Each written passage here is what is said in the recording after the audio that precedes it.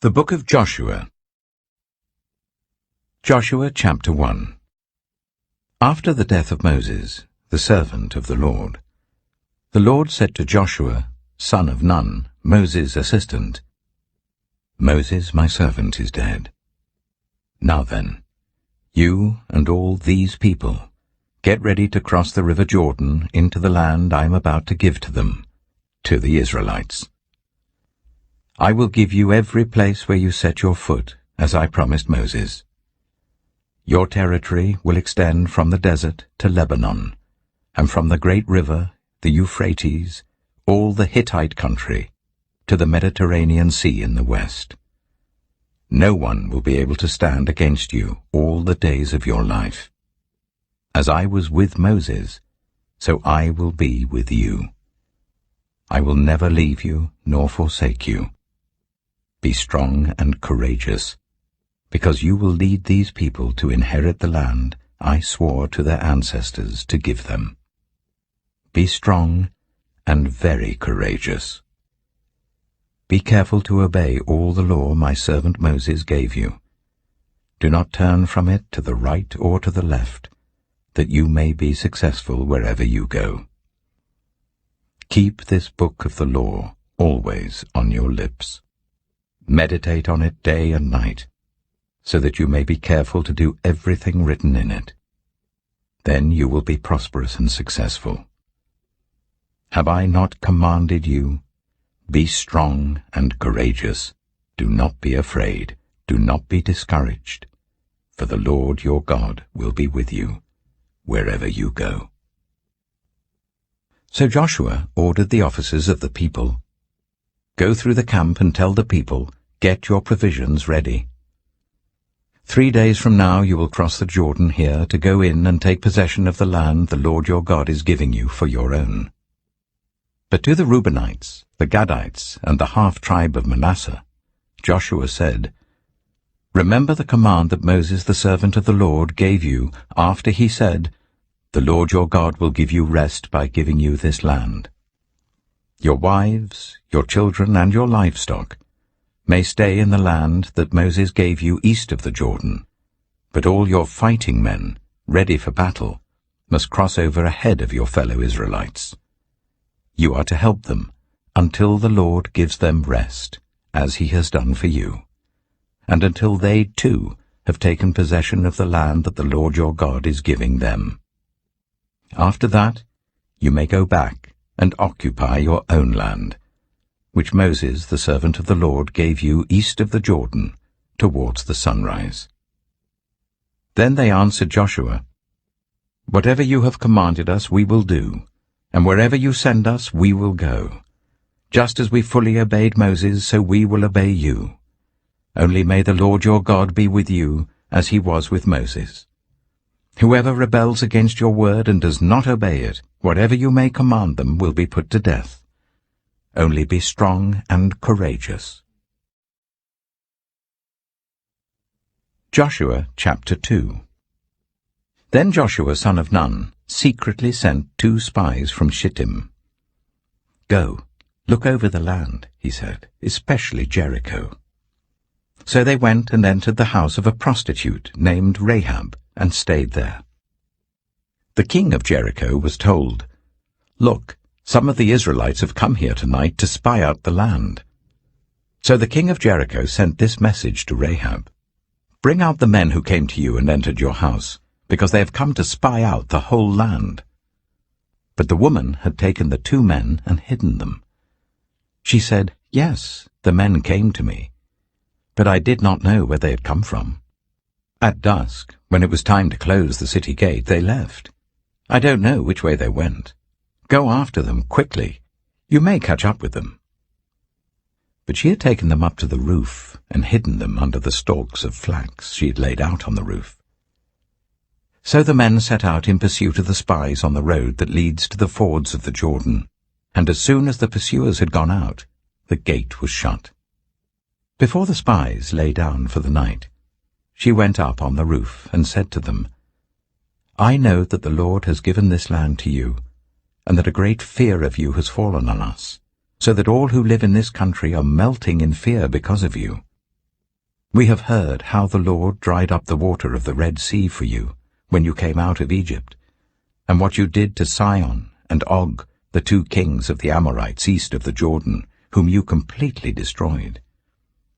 When we heard of it, our hearts sank, and everyone's courage failed because of you, for the Lord your God is God in heaven above and on the earth below. Now then, please swear to me by the Lord that you will show kindness to my family, because I have shown kindness to you. Give me a sure sign that you will spare the lives of my father and mother, my brothers and sisters, and all who belong to them, and that you will save us from death. Our lives for your lives, the men assured her. If you don't tell what we are doing, we will treat you kindly and faithfully when the Lord gives us the land. So she let them down by a rope through the window, for the house she lived in was part of the city wall.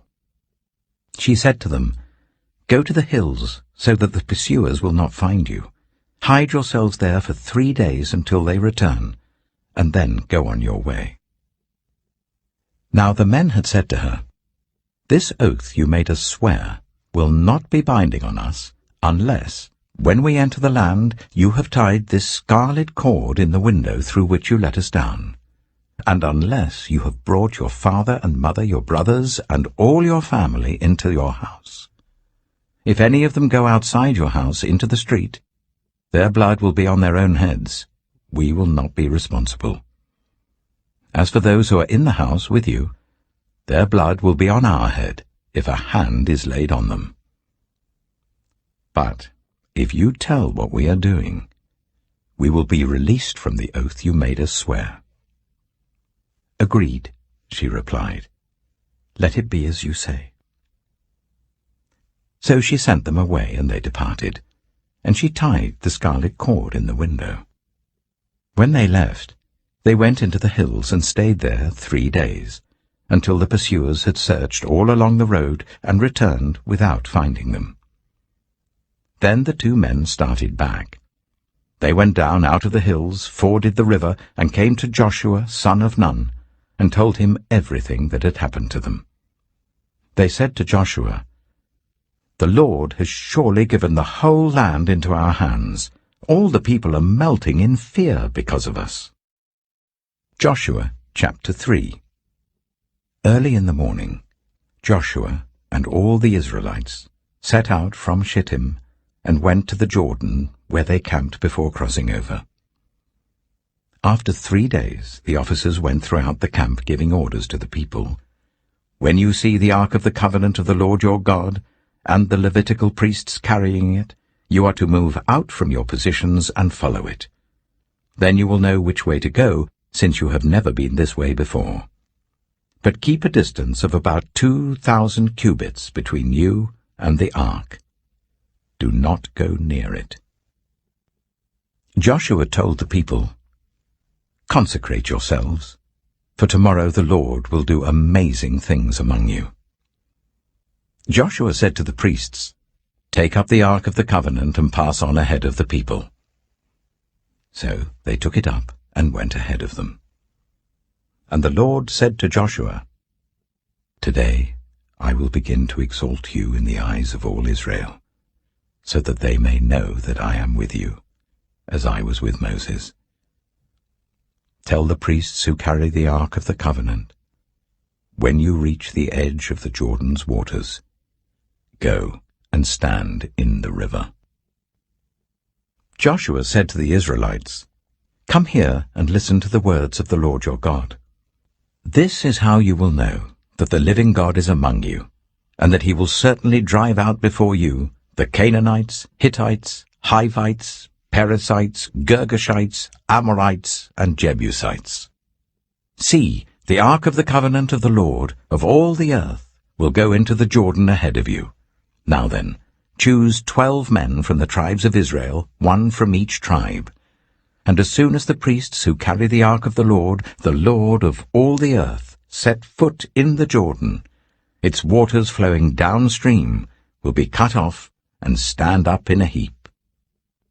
So when the people broke camp to cross the Jordan, The priests carrying the Ark of the Covenant went ahead of them. Now the Jordan is in flood all during harvest. Yet as soon as the priests who carried the ark reached the Jordan, and their feet touched the water's edge, the water from upstream stopped flowing. It piled up in a heap a great distance away at a town called Adam, in the vicinity of Zarethan, while the water flowing down to the sea of the Arabah, that is the Dead Sea, was completely cut off. So the people crossed over opposite Jericho. The priests who carried the Ark of the Covenant of the Lord stopped in the middle of the Jordan and stood on dry ground, while all Israel passed by until the whole nation had completed the crossing on dry ground. Joshua chapter 4. When the whole nation had finished crossing the Jordan, the Lord said to Joshua, "Choose 12 men from among the people, 1 from each tribe, and tell them to take up 12 stones from the middle of the Jordan, from right where the priests are standing, and carry them over with you and put them down at the place where you stay tonight." So Joshua called together the 12 men he had appointed from the Israelites, 1 from each tribe, and said to them, "Go over before the ark of the Lord your God into the middle of the Jordan. Each of you is to take up a stone on his shoulder, according to the number of the tribes of the Israelites, to serve as a sign among you. In the future, when your children ask you, 'What do these stones mean?' tell them that the flow of the Jordan was cut off before the Ark of the Covenant of the Lord. When it crossed the Jordan, the waters of the Jordan were cut off. These stones are to be a memorial to the people of Israel forever." So the Israelites did as Joshua commanded them. They took 12 stones from the middle of the Jordan, according to the number of the tribes of the Israelites, as the Lord had told Joshua, and they carried them over with them to their camp where they put them down. Joshua set up the 12 stones that had been in the middle of the Jordan at the spot where the priests who carried the Ark of the Covenant had stood, and they are there to this day. Now the priests who carried the ark remained standing in the middle of the Jordan until everything the Lord had commanded Joshua was done by the people, just as Moses had directed Joshua. The people hurried over, and as soon as all of them had crossed, the ark of the Lord and the priests came to the other side while the people watched. The men of Reuben, Gad, and the half-tribe of Manasseh crossed over, ready for battle, in front of the Israelites, as Moses had directed them. About 40,000 armed for battle crossed over before the Lord to the plains of Jericho for war. That day the Lord exalted Joshua in the sight of all Israel, and they stood in awe of him all the days of his life, just as they had stood in awe of Moses. Then the Lord said to Joshua, "Command the priests carrying the Ark of the Covenant law to come up out of the Jordan." So Joshua commanded the priests, "Come up out of the Jordan." And the priests came up out of the river carrying the Ark of the Covenant of the Lord. No sooner had they set their feet on the dry ground than the waters of the Jordan returned to their place and ran in flood as before. On the 10th day of the first month, the people went up from the Jordan and camped to Gilgal on the eastern border of Jericho. And Joshua set up at Gilgal the 12 stones they had taken out of the Jordan. He said to the Israelites, "In the future, when your descendants ask their parents, 'What do these stones mean?' tell them, 'Israel crossed the Jordan on dry ground.' For the Lord your God dried up the Jordan before you until you had crossed over. The Lord your God did to the Jordan what he had done to the Red Sea, when he dried it up before us until we had crossed over. He did this so that all the peoples of the earth might know that the hand of the Lord is powerful, and so that you might always fear the Lord your God." Joshua chapter 5. Now when all the Amorite kings west of the Jordan, and all the Canaanite kings along the coast, heard how the Lord had dried up the Jordan before the Israelites until they had crossed over, their hearts melted in fear, and they no longer had the courage to face the Israelites. At that time, the Lord said to Joshua, "Make flint knives, and circumcise the Israelites again." So Joshua made flint knives, and circumcised the Israelites at Gibeah-the-Haaraloth. Now this is why he did so. All those who came out of Egypt, all the men of military age, died in the wilderness on the way after leaving Egypt. All the people that came out had been circumcised, but all the people born in the wilderness during the journey from Egypt had not. The Israelites had moved about in the wilderness for 40 years, until all the men who were of military age when they left Egypt had died, since they had not obeyed the Lord. For the Lord had sworn to them that they would not see the land that he had solemnly promised their ancestors to give us, a land flowing with milk and honey. So he raised up their sons in their place, and these were the ones Joshua circumcised. They were still uncircumcised because they had not been circumcised on the way. And after the whole nation had been circumcised, they remained where they were in camp until they were healed. Then the Lord said to Joshua, "Today I have rolled away the reproach of Egypt from you." So the place has been called Gilgal to this day. On the evening of the 14th day of the month, while camped at Gilgal on the plains of Jericho, the Israelites celebrated the Passover.